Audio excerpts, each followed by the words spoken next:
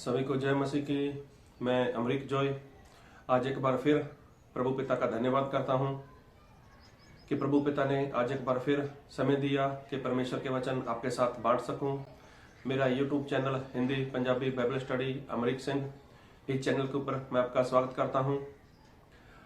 अगर आप मेरे चैनल पर नए हो, अभी तक आपने मेरे चैनल को सब्सक्राइब नहीं किया, तो आप जल्दी से जल्दी इस चैनल को सब्सक्राइब कर लो। साथ में जो बेल आइकन है उसको टच कर लो, ताकि आने वाले हर नए वीडियो का नोटिफिकेशन, उसकी जानकारी आपको तुरंत मिलने पाए और आप मेरे साथ इस वीडियो के अंत तक बने रहें। आज ज्यादातर जो लोग हैं वो अपनी मुश्किल में, अपनी समस्या में पड़े रहना चाहते हैं। जी हाँ, आज ज्यादातर लोग अपनी मुश्किल में, अपनी समस्या में, अपनी परेशानी में वो रहना पसंद करते हैं। लेकिन उनकी समस्या, उनकी मुश्किल, उनकी परेशानी कितनी भी बड़ी हो, तो वो उसके साथ लड़ते रहेंगे, लड़ते रहेंगे, लड़ते रहेंगे और साथ में वो अपना पैसा भी बर्बाद करेंगे, अपना समय भी बर्बाद करेंगे। आखिर में उसी समस्या के साथ, उसी मुश्किल के साथ, उसी बीमारी के साथ वो अपना जीवन भी वो खत्म कर लेंगे। लेकिन वो लोग परमेश्वर के पास नहीं आना चाहते, और अगर परमेश्वर के पास कोई आ भी जाता है तो जल्दी से वो परमेश्वर की बात को मानना नहीं चाहते। जी हाँ, आज लोग अपनी समस्या में रहना पसंद करेंगे, लेकिन परमेश्वर की बात को मानना वो उनको जल्दी पसंद नहीं आता।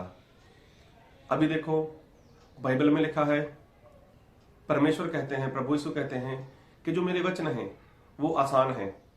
मेरा वचन कोई भी मुश्किल नहीं, ऐसा नहीं कि उस वचन को कोई मान नहीं सकता। तो परमेश्वर ने इंसान को जितने वचन दिए वो आसान दिए हैं, और हर एक व्यक्ति उन वचन की वो आज्ञा पालन कर सकता है। लेकिन ज्यादातर होता क्या है, लोग परमेश्वर के वचन को मानना नहीं चाहते। और अगर कोई इंसान वचन मानेगा भी तो फायदा किसका होने वाला है? सामने वाले का। लेकिन ज्यादातर लोग अपना पैसा डॉक्टर को दे देंगे, बाबा लोगों को दे देंगे। हो सकता है बड़ा सा ऑपरेशन करवाए, हो सकता है अपने पेट के अंदर से जहां जो भी उनका ऑपरेशन वगैरह जो भी होगा वो बर्दाश्त करेंगे। लेकिन परमेश्वर के वचन को मानना वो उनको पसंद नहीं। क्या परमेश्वर के वचन सच में वो मुश्किल है? क्या परमेश्वर का वचन वो भारी है? क्या परमेश्वर के वचन को कोई मान नहीं सकता? लेकिन बाइबल क्या कहती है, और आज का जो विश्वासी है, आज के जो लोग हैं, वो क्या मानते हैं? सही में देखा जाए तो परमेश्वर की आज्ञा मुश्किल नहीं, लेकिन ज्यादातर लोग अपनी बीमारी में पड़े रहना चाहते हैं। मैंने देखा है कुछ लोगों को, मैं मिला हूं कुछ लोगों को, कि वो अपनी बीमारी के साथ इतने परेशान हैं, इतने परेशान हैं, इतनी घर की समस्या, इतनी घर की बड़ी मुश्किल उनकी बढ़ चुकी है कि वो लोग अपने हिसाब से काम करवाना चाहते हैं। जी हाँ, परमेश्वर के पास आएंगे लेकिन अपने हिसाब से वो काम करवाना चाहते हैं। और अगर उनको परमेश्वर का वचन सिखाओ, उनको परमेश्वर के वचन की कुछ बात बताओ, तो वो बात उनको हजम नहीं आती, और वो परमेश्वर के पास आएंगे जरूर, लेकिन अपने हिसाब से काम करवाना चाहते हैं। अब देखो, कुछ लोग अपनी उस मुश्किल में अपना जीवन खराब कर रहे हैं। बहुत से लोग अब खाना पीना छोड़ चुके हैं। जैसे उनको जीवन का आनंद लेना चाहिए था, वैसे वो आनंद नहीं ले पा रहे। क्यों? क्योंकि उनको परमेश्वर के वचन मुश्किल लगते हैं। उनको परमेश्वर के वचन को मानना वो बहुत भारी लगता है। और बाइबल में भी एक ऐसा व्यक्ति है जिसके बारे में आज मैं आपसे बात करने वाला हूं। हो सकता है आप लोगों ने बाइबल पढ़ा भी हो, सुना भी हो, और मैं तो आज एक व्यक्ति के बारे में आपको बताना चाहता हूं। ऐसे कुछ लोग और हैं बाइबल के अंदर जिनको परमेश्वर का वचन मानना मुश्किल लगा, लेकिन अंत में उनका नाश हो गया। लेकिन यहां पर मैं जो कहना चाहता हूं उस बात को ध्यान से सुनना। अगर आपके पास बाइबल है तो आप दूसरा राजा उसका 5 अध्याय पढ़ना। अगर आपके पास बाइबल नहीं तो मेरी विनती है आपसे, एक आप बाइबल खरीद लो और उसको हर रोज पढ़ो। लेकिन दूसरा राजा उसका 5 अध्याय में क्या लिखा है कि वहां पर एक बड़ी सी सेना थी जिसको बोला गया है आराम की सेना। आराम की सेना का एक सेनापति था जिसका नाम था नामान। वो बहुत सूरमा था, बहुत बलवान व्यक्ति था।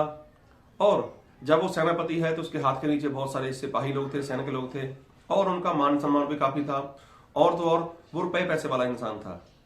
लेकिन इतना सब कुछ होने के बाद भी उसको एक समस्या थी, उसके जीवन में एक मुश्किल थी, और वो समस्या थी उसको कोर्ट लगा हुआ था। अब देखो, इतना पावरफुल इंसान, इतना सामर्थ्य इंसान, पैसा है, उसका नाम है, उसकी इज्जत है, उसका मान सम्मान है, और तो और राजा भी उसके ऊपर पूरा भरोसा रखता है। लेकिन उसके जीवन में एक कोड़ है। अब कोड़ की वजह से वो कैसे भी कपड़े पहने तो कपड़े कौन सा उसको पसंद आने वाले हैं, और तो और उसके जीवन में परेशानी है। और उसने अपनी परेशानी से बाहर निकलने के लिए ना जाने कितने सारे वैद्य लोगों का सहारा लिया, कितने सारे बाबा लोगों का सहारा लिया, कहां पर गया, कितना कुछ उसने करवाया, दवा दारू सब कुछ करवाया उसने, लेकिन उसको कहीं से भी कोई फर्क नहीं पड़ा। आखिर में एक बार ऐसा हुआ कि उसको कहीं से पता क्या चला कि एक जगह है और वहां पर एक भविष्यवक्ता है जो परमेश्वर का सच्चा भविष्यवक्ता है, तो उसके पास उसको जाना चाहिए और वो वहां से चंगा हो जाएगा। अब जब ये बात उसको पता चली तो उसने अपने राजा से बात की और राजा ने उसको एक चिट्ठी लिख कर दे दी। और उसके बाद क्या हुआ कि चिट्ठी जब लिख दी गई तो वो अब सामरिया नाम की जगह पर वो चला गया और वहां का जो राजा था उसके पास चला गया, उसको बोला मुझे चंगा करो। अब राजा कैसे चंगा कर सकता था, जाना तो उसको किसी और के पास जाना चाहिए था, लेकिन वो किसी और के पास चला गया। खैर, अगर आप पढ़ोगे तो आपको पता चल जाएगा। तो उसको वहां से पता चला कि मुझे तो किसी भविष्यवक्ता के पास जाना चाहिए था। और देखो, ये जो आराम की सेना का सेनापति था नमान कोड़ी, अब वो अकेला नहीं है, उसके साथ कुछ सैनिक लोग हैं, तो वो सभी के साथ उस परमेश्वर के दास के पास चला गया। अब परमेश्वर का दास वो तो अपने किसी जगह पर बैठा हुआ था, तब वो बाहर भी नहीं निकला। और उसने क्या कहा अपने साथी को, उसने ऐसा बोला, जाकर जो इंसान बाहर आया ना उसको ऐसा बोल कि यहाँ पास में एक जर्दन नदी है, वहां पर साथ जाकर डुबकी लगा और तू अपने कोट से चंगा हो जाएगा। जब ये बात उसने सुनी तब हुआ क्या, मैं बाइबल से वचन पढ़ूंगा, दूसरा राजा उसका 5 अध्याय उसके 11 वचन। परंतु नमान क्रोधित हो जय कहता हुआ चला गया। मैंने तो सोचा था कि अवश्य वह मेरे पास बाहर आएगा और खड़ा होकर अपने परमेश्वर यहोवा से प्रार्थना करके कोढ़ के स्थान पर अपना हाथ फेरकर कोढ़ को दूर करेगा। क्या दमिश्क की अबाना और परपर नदियां इस्राएल के सब जलाशयों से उत्तम नहीं हैं? क्या मैं उनमें स्नान करके शुद्ध नहीं हो सकता हूं? इसलिए वह क्रोध से भरा हुआ लौटकर चला गया। अब देखो, ये जो इंसान है, अब इसने कुछ और सोचा हुआ था, ऐसा होगा वैसा होगा, लेकिन उसके हिसाब से नहीं हुआ, तो उसको क्रोध आ गया, उसको गुस्सा आ गया और उसने बोला मेरे तो वहां पर बहुत सारे नदियां हैं और साफ हैं, सुंदर हैं और बहुत बढ़िया हैं। अगर मुझे नहाकर ही शुद्ध होना है, अगर मुझे उनमें डुबकी लगाकर ही चंगा होना है, तो मैं यहाँ पर डुबकी क्यों लगाऊं, यहाँ पर क्यों मैं स्नान करूं? तो मेरे वहां पर जो नदियां क्या वो कम है, मैं वहां पर जाऊंगा। अब देखो, वो व्यक्ति क्रोध के मारे वहां से जा रहा था, क्रोध के कारण। अब देखो, कहने का मतलब, एक तरफ तो परमेश्वर के जन ने उसको एक आज्ञा दे दी, एक उसको परमेश्वर के वचन के अनुसार कुछ कहा, लेकिन उसको वो कहा हुआ मुश्किल लगा, वो कहा हुआ उसको पसंद नहीं आया, वो कहा हुआ वो करना नहीं चाहता था। और इसके उल्ट करके देखो, वो पूरी जिंदगी कोड़ी होकर मरना चाहता था, वो पूरी जिंदगी उसी मतलब कोड़पन के जो आत्मा ने उसको पकड़ा हुआ था, जो कोड़ी वाला शरीर था, उसी में वो पूरा जीवन बिताना भी चाहता था और उसी कोड़ के अंदर वो मरना भी चाहता था। लेकिन उसने क्या सोचा, मैं ये बात नहीं करूंगा, मैं यरदन नदी के अंदर 7 डुबकी नहीं लगाऊंगा। इतना क्रोध आ गया उसको। मतलब देखो, इंसान अपनी मुसीबत में, अपनी परेशानी में पड़ा रहना चाहता है, अपने दुख में, अपनी तकलीफ में घर के हालात कैसे भी हैं, क्लेश है, लड़ाई है, झगड़ा है, कुछ भी है, उसके अंदर वो पड़ा रहेगा, उसके अंदर मर जाएगा, लेकिन वो परमेश्वर की बात को नहीं मानेगा, परमेश्वर के वचन को पूरा नहीं करेगा। वो क्यों? उसको मुश्किल लगता है, उसको भारी लगता है। और जब ये बात उसके मन में थी और उसने बोला भी, और वहां से वो वापस लौट गया, तो फिर लिखा है बाइबल में इसके 13 वचन में, दूसरा राजा 5:13, तब उसके सेवक पास आकर कहने लगे, हे हमारे पिता, यदि भविष्यवक्ता तुझे कोई भारी काम करने की आज्ञा देता तो क्या तू उसे ना करता?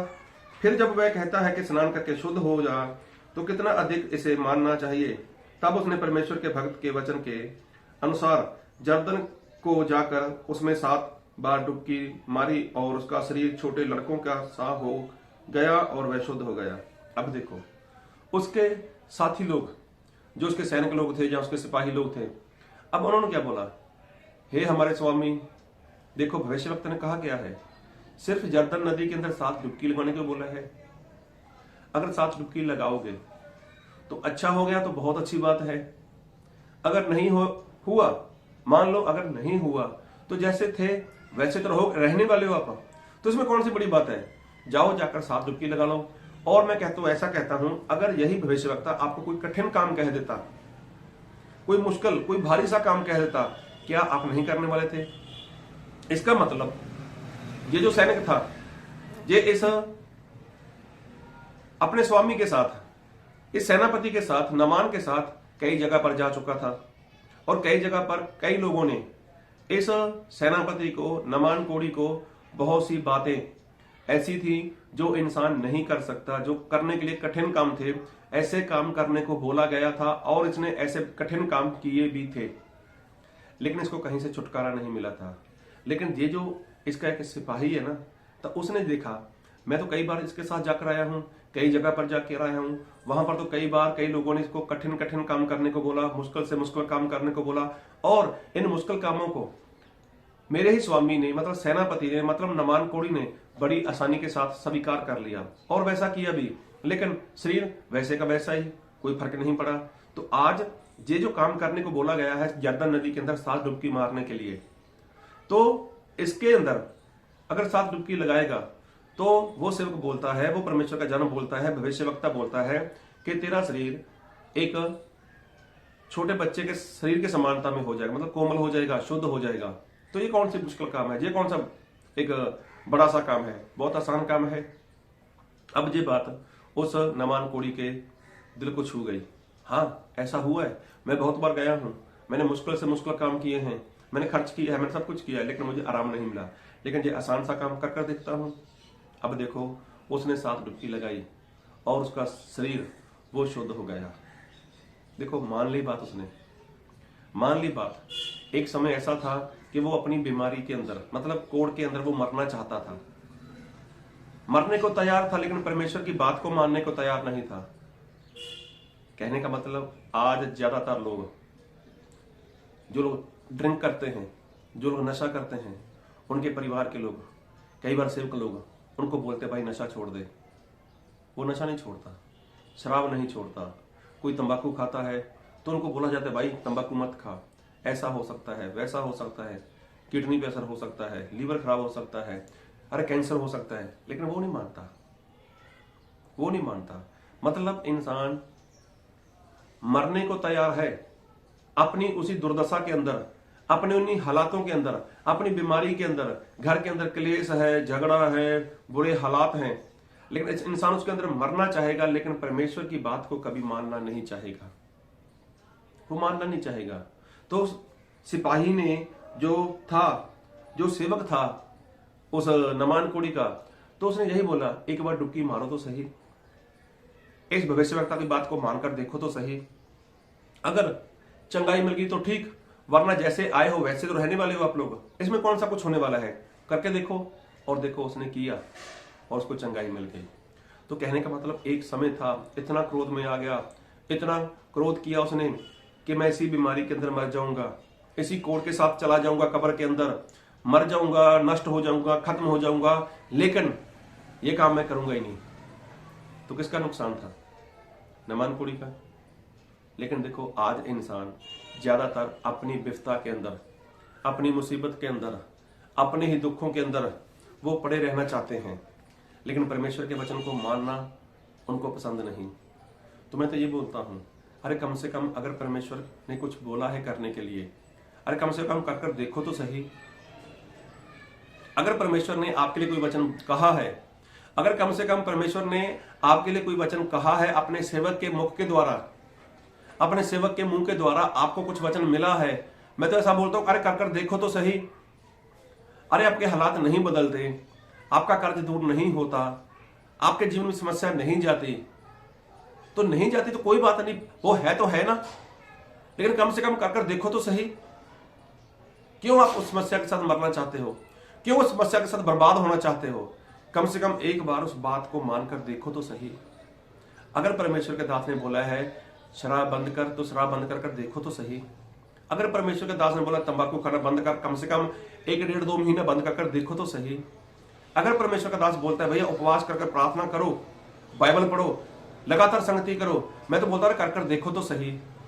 अगर हालात बदल गए तो ठीक, वरना जैसे हालात में हो वैसे में उसमें तो हो ही हो, अब उसमें मर जाना बाद में। लेकिन आज लोगों को परमेश्वर के वचन के ऊपर विश्वास करना वो मुश्किल लगता है। अपनी इस दुख के अंदर, अपनी समस्या के अंदर, अपनी प्रॉब्लम के अंदर, अपनी मुसीबत के अंदर वो पड़े रहेंगे और उनके अंदर मरने का उन लोगों ने फैसला कर लिया है, लेकिन कभी भी उसको छोड़ना नहीं चाहते, उससे बाहर नहीं आना चाहते। मैं तो यही कहना चाहूंगा, कम से कम एक बार ऐसा कर देखो तो सही। तो क्या परमेश्वर के दास ने आपसे आपकी प्रॉपर्टी मांग ली? क्या परमेश्वर ने आपसे आपकी गाड़ी मांग ली? क्या परमेश्वर ने आपसे सोना चांदी मांगा है? क्या गाड़ी मांगी है? क्या आपका घर जमीन जायदाद मांग ली? अरे कुछ भी नहीं मांगा। परमेश्वर ने बोला इसको ऐसा कर देख, इस नशे को छोड़कर देख, ये काम कर देख। अरे कम से कम करो तो सही। क्यों आप अपने हालातों के साथ पड़े रहना चाहते हो? प्रभु से मांगते कुछ नहीं है, प्रभु से कुछ नहीं मांगते, और ना परमेश्वर के दास को आपके किसी वस्तु की जरूरत है। वो तो आपके फायदे की बात हो रही है, तो क्या आप अपना फायदा नहीं करवा सकते? क्यों आप अपनी मुसीबत में पड़े रहना चाहते हो? आज ज्यादातर लोग ऐसे ही हैं, उनको अपनी ही मुसीबत में पड़े रहना पसंद है।